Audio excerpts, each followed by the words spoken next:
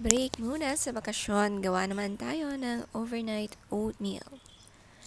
With just 5 ingredients. Unang-una, dapat may oatmeal, chia seeds, milk of your choice. Ako, mas gusto ko ang almond milk. Greek yogurt, and choice of your nuts na gusto nyo. Pwede ring wala. Akin, walnuts, then nag-a-add din ako ng almonds minsan. Imimix lang natin sila. Ito nga ang mga measurement.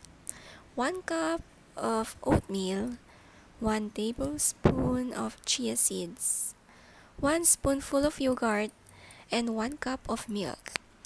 Imimix lang natin sila and then i-ref natin overnight.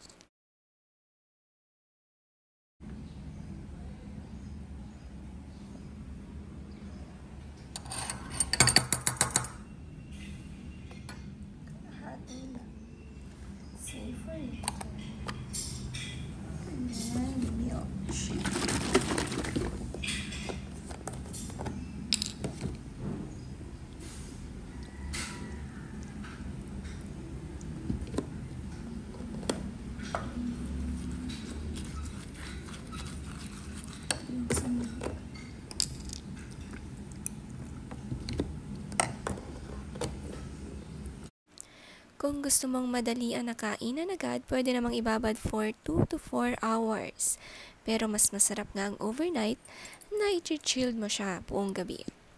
Yung iba naglalagay ng honey para tumamis-tamis.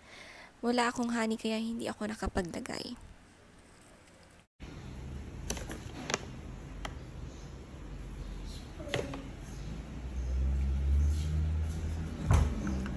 Uy, hindi ako pwede kainin.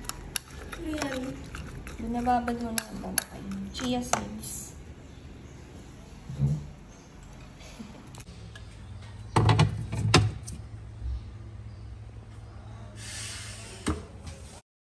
Pagkakainin mo na, ikaw na bahala kung anong gusto mong toppings.